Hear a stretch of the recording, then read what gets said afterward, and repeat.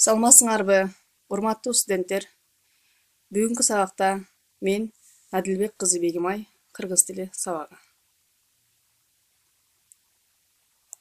ОГР 119 тайпасы адистик ачыктоо кен иштери.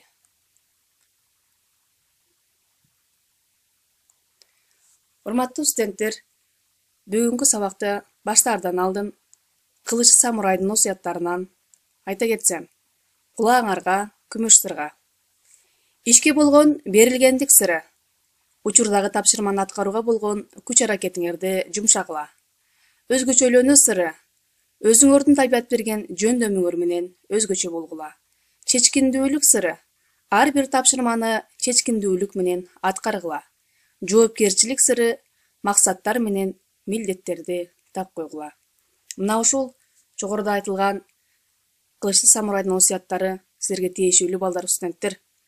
Мына ушул ар бир адам өзү жараткан тарабынан өзгөчөлөнүп бир табият тарабынан жөндөмдү берет. Мына ошол жөндөмүңөрдү силер андан ары таптап келечекте туура пайдалансаңар, албетте силерге чоң ачылыштарды, чоң чыгармачылык өбөлгө түзөрүнө ишенем. Ал эми тапшырмаларды максаттар менен милдеттерди так коюп, учурунда аткарсаңар, силер албетте бардык ийгиликтерге жетишесиңер. Бүгүнкү сабактын максаты тең байланыштагы татаал сүйлөм жөнүндө түшүнүк берүү, анын түрлөрү менен тааныштыруу, тыныш белгилеринин туура коюлушун түшүндүрүү, онлайн сабакка болгон кызыгуусун арттыруу, ой жүгүртүү логикасын жогорулатуу, сабаттуу жазууга көнүктүрүү. Күтүлүүчү натыйжа тең байланыштагы татаал сүйлөм, анын түрлөрү боюнча түшүнүк алышат. Макал лакаптар аркылуу студенттин логикалык ой жүгүртүүсү жогорулайт, жазуу сабаттуулугу артат, студенттин ойлонуу, изденүү жөндөмү жогорулайт, креативдүү ой жүгүртө алат, онлайн тартибинде окууга болгон кызыгуусу артат. Баалоонун критерийлери. Тема боюнча студенттин түшүнүгү, студенттердин муз жаргычтагы активдүүлүгү, көнүгүүлөрдөгү өзеки талдоо жана жазуу кеп ишмердүүлүгүнүн чеберчилиги, сабактын жүрүшүндө адабий тилдин нормасында сүйлөөсү, студенттердин чыгармачылык менен иштөөсү жана жазуу сабаттуулугу боюнча бааланат. Сабак 3 этап менен жүрөт. Жаңы темага чейин, тема учурунда, темадан кийин. Урматтуу балдар, бүгүнкү сабагыбызды онлайн тартибинде дагы муз жаргыч менен өтсөк болот. Муз жаргычтын аты бир келген өмүрдө. Өмүр деген өтөт бат, сыноосуна баш катат, аз убакыт өмүрдө, өткөрө эле көңүлдө. Бул муз жаргычтын максаты балдарды ойлонуу жөндөмү артат, алдыдагы жоопкерчилигин сезет, жазган нерсеси жүрөгүндө калат. Балдар, актай бара калабыз. Барактын башына бир келген өмүрдө деп жазабыз. Карагылачы, бул сүйлөм аягына чыккан эмес. Бир келген өмүрдө эмне кылыш керек деген суроо жатат. Ошон үчүн ушул сүйлөмдү улап, андан ары өзүңөрдүн ой тутумуңарды, эмне деген максаттарыңар бар, кыялыңар бар, ушунун бардыгын бир келген өмүрдө, өмүрдүн кымбаттыгын, өмүрдүн аздыгын, бул өмүрдө эмне максатта келебиз, өзүңөрдүн оюңарды толуктап жазып коесуңар балдар. Бүгүнкү жаңы темага баштаардан алдын мен атайын макалдарды даярдап койдум балдар. Карагыла, кеңешип кескен бармак оорубайт. Эки тоо көрүшпөйт, эки адам көрүшөт. Балаң пайдалуу болсо, аштыгың айдалуу болот. Атаңдан бото калбасын, бата калсын. Карайбыз балдар. Кеңешип кескен бармак оорубайт. Биз бир нерсени жасаардан алдын бир жумушту сөзсүз түрдө биз чоң аксакалдар менен, эжелер менен кеңешип жасаган албетте орундуу болот. Эки тоо көрүшпөйт, эки адам көрүшөт. Ооба, эки тоо көрүшпөсө дагы эмне, жер тегерек эки адамдын жолугары боюнча кеп болуп атат. Ал эми балаң пайдалуу болсо, аштыгың айдалуу болот. Эгерде силер жакшы окуп, келечегиңерде бир чоң ачылыштарды жасап, өзүңөргө тың болсоңор, аштыгың айдалуу болот деп бул ата карата айтылган. Ошол балаң пайдалуу болсо, аштыгың айдалуу болот. Силер дагы жакшы жүрсөңөр сөзсүз түрдө ырыскылуу болуп атаңарга дагы чоң таасирин тийгизет. Атаңдан бото калбасын, бата калсын. Бул макалдардын төрөсү деп эсептейм. Бул казак макалы балдар. Карагылачы, кандай сонун макал. Атаңдан бото калбасын. Бото деген мал дегенди билдирет. Байлык бийлик калбасын дегенде байлык деп коелу. Бирок эмне дейт? Бата калсын дейт. Ошон үчүн ар дайым бир нерсени алууга шашпастан андан көрө китеп окугула, ата энеңерге жардам берип, азыр жанында жүрөсүңөр, жакшы каалоо тилектерди айтып, көбүрөөк сүйүнтүп, батасын алганга ашыккыла балдар. Мына сүрөт атайын силердин кесиңерге байланыштуу сүрөт, карагыла балдар. Ушул сүрөттү карап, бирден сүйлөм айткылачы. Өзүңөрдүн каалаган оюңарды сүйлөм түзөсүңөр. Мисалы, геологдор бул аппарат менен алтынды изилдөөгө келишти. Алтынды кантип алууну ойлоду да, жанындагы кесиптеши менен маектешти. Жанындагы Самат менен Сагынга бул иш жөнүндө айталы деп чакырды. Урматтуу студенттер, бул сүйлөм жөнөкөйлөтүп берилди. Силер мындан да татаал, мындан да эмнелерди көрүп атасыңар, мына ошолорду катыштырып, кандай деген бир нерселерди кошо аласыңар өзүңөр, чыгармачылыгыңар менен жазып койсоңор болот. Мына ушул силер түзгөндөй, ар бир сүйлөмүңөрдү жок дегенде эмне байламтыларды колдоносуңар. Же болбосо татаал сүйлөм түзө аласыңар. Биз буга чейин өткөнбүзбүз. Буга чейин сүйлөмдүн ээси, баяндоочу, сүйлөмдүн айкындоочу мүчөлөрү боюнча силер сүйлөм түзүштү билесиңер. Демек, мына ушул силер түзүп жаткан сүйлөмүңөрдөй биздин бүгүнкү темабыздагы жакын келген тең байланыштагы татаал сүйлөм балдар. Сабактын планы: киришүү тең байланыштагы татаал сүйлөм, байламталуу тең байланыштагы татаал сүйлөм, байламтасыз тең байланыштагы татаал сүйлөм, тыныш белгилеринин коюлушу. Жаңы темага кириштик. Кээ бир татаал сүйлөм тутумундагы жөнөкөй сүйлөмдөрдү баяндоочу тыянактуу формада үч жактын биринде айтылат. Ошондуктан анда жөнөкөй сүйлөмдөрдүн ар бири белгилүү бир даражада толук аякталган ойду билдирип турат. Грамматикалык түзүлүшү жагынан бири-бирине анча көз каранды болбой, өз ара тең укукта байланышат. Мисалы, аялда түнөрүп Уланбек олтурат, бир жагында күлүмсүрөп Саадат турат. Жакшы уул элин багат, жаман уул элин уят кылат. Карагыла мисалдарды балдар. Булар өз алдынча дагы өтүрдөн кийин бөлүнүп турган жөнөкөй сүйлөм боло алат. Айылда түнөрүп Уланбек олтурат, бир жагында күлүмсүрөп Саадат турат. Бул тең укукта болуп атат. Татаал сүйлөмдөрдүн курамындагы жөнөкөй сүйлөмдөрдүн баяндоочу тыянактуу формада айтылган себептүү ал жөнөкөй сүйлөмдөрдүн ар бири кандайдыр бир толук аяктаган ойду түшүндүрүп турат. Синтаксистик түзүлүш жагынан да бири-бирине багыныңкы абалда эмес, өз ара тең укукта байланышкан. Тутумундагы жөнөкөй сүйлөмдөр маанилик жана грамматикалык жактан бири-бирине көз каранды болбой, өз ара тең укукта, тең байланышта турган татаал сүйлөмдү тең байланыштагы татаал сүйлөм деп атайбыз балдар. Мисалы, адамдын сөзүнөн тааныбайт, ишинен тааныйт. Кылыч жарасы бүтөт, тил жарасы бүтпөйт. Баш кесмек бар, тил кесмек жок. Бул макалдарда дагы эмне? Тең байланыштагы сүйлөмгө мисал боло алды. Тең байланыштагы татаал сүйлөмдөрдүн синтаксистик түгөйлөрү интонация менен байламтылар аркылуу өз ара байланышат. Тең байланыштагы татаал сүйлөмдөр тутумундагы жөнөкөй сүйлөмдөрдүн өз ара байланышуу жолдору боюнча экиге бөлүнөт. Тең байланыштагы татаал сүйлөм. Карайбыз. Биринчиси эмне экен?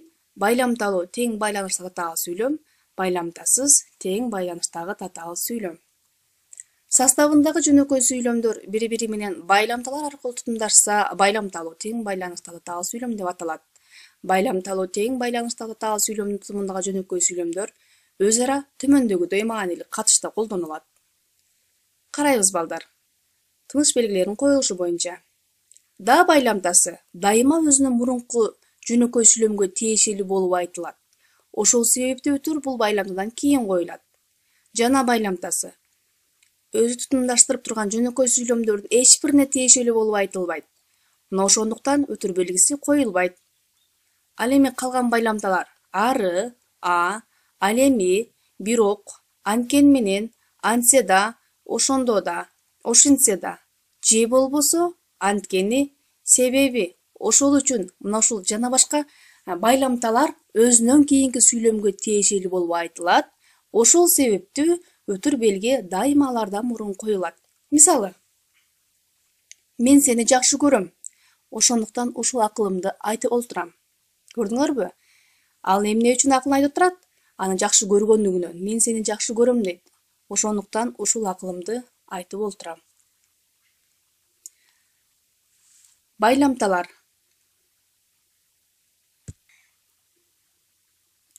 Байламталар. Да байламтасы карайбыз. Жаз болгондо келишет да, күз келгенде кетишет. Көрдүңөрбү? Дадан кийин өтөр белгиси коюлуп аткан. Маани бергиле. Жана байламтага. Жапардын алкынган жүрөгү, жашынган көңүлү токтоду, жана бүткөн бою чыйралды. Мында жана деген жанда эч кандай белги коюлган жок. Ал эми кийинки ары, ал эми бирок ошентсе да деген мына андыктан себептүү мына ушул байламталар балдар. Бардыгы сүйлөмдүн алдына тиешелүү жерде тыныш белги коюлат. Бирок баса белгилеп кетчү нерсе балдар. Силер кандай гана кесиптин ээси болбогула, келечекте бир жерде мыкты жетекчи, бир жерде бир жумушчу болуп иштейсиңер. Мына ошондо сүйлөө маданиятын билип, өзүңөрдүн сөзүңөрдү тактоо үчүн мына ушул байламталар силерге жардам боло алат. Андыктан ошон үчүн же болбосо деп өзүңөрдүн оюңарды так билдирип, турмушта туура пайдалансаңар, анда ишиңер ийгиликтүү болот.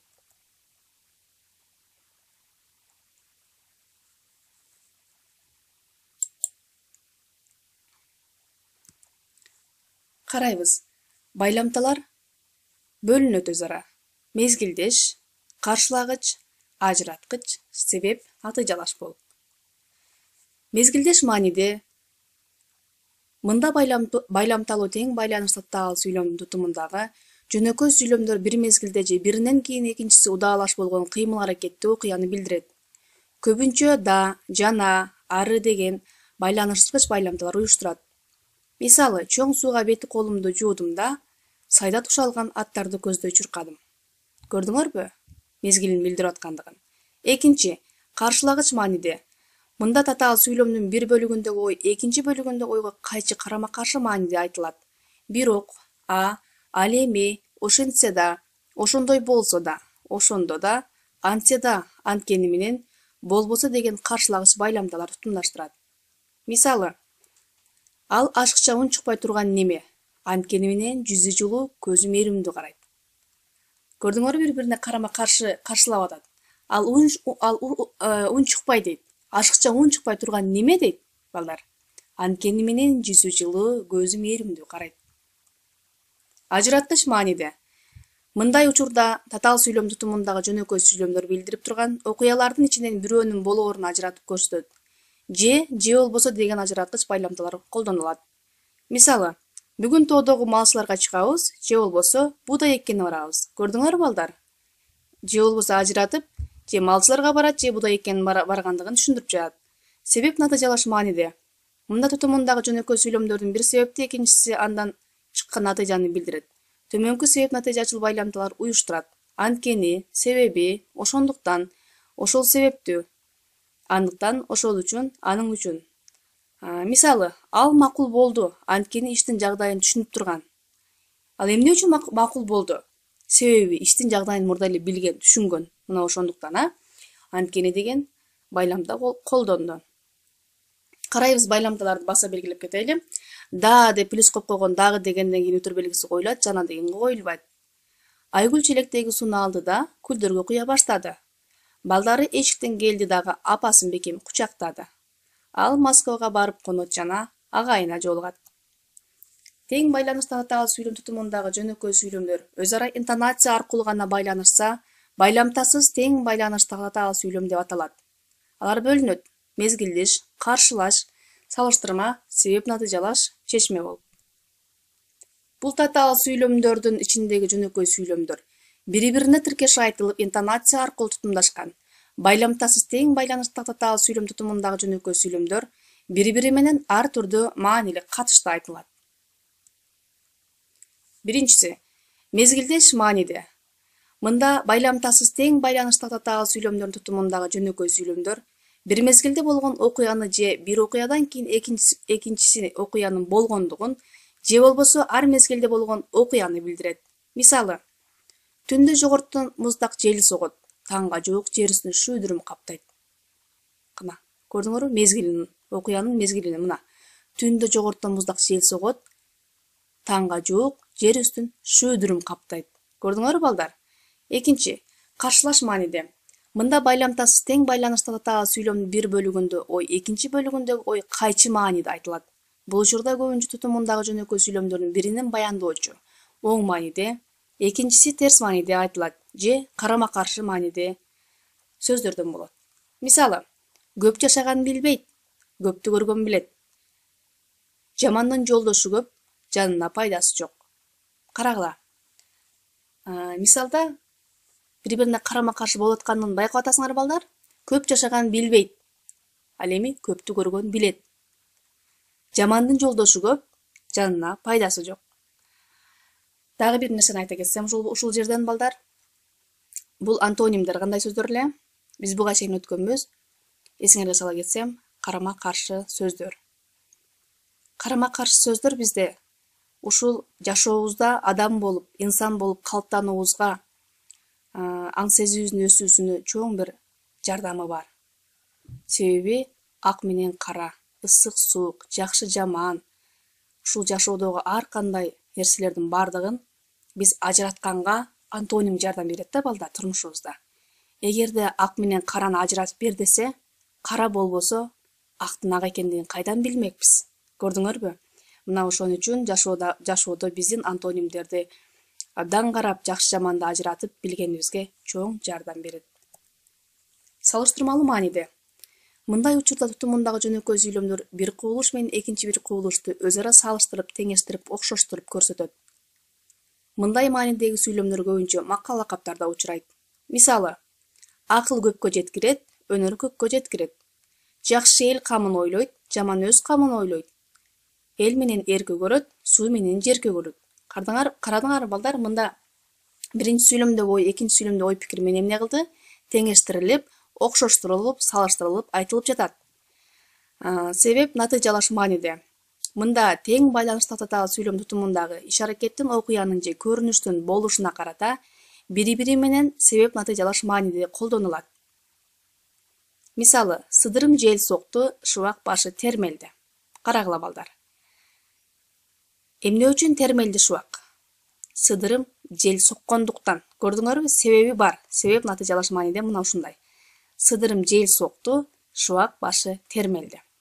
Чечме мааниде. Бул учурда составындагы жөнөкөй сүйлөмдөрдүн биринчиси жалпы мааниде айтылат да, экинчиси ал маанини толуктап чечмелеп түшүндүрөт. Жазууда жалпыланган маанидеги биринчи сүйлөмдөн кийин кош чекит коюлат балдар. Карайбыз. Республикабызда маданий агартуу мекемелери өстү. Жүздөгөн клубтар, окуу үйлөрү, китепканалар, илимий мекемелер бар. Көрдүңөрбү? Өстү дегенден кийин кош чекит коюлуп, андан кийин улап кетип атат.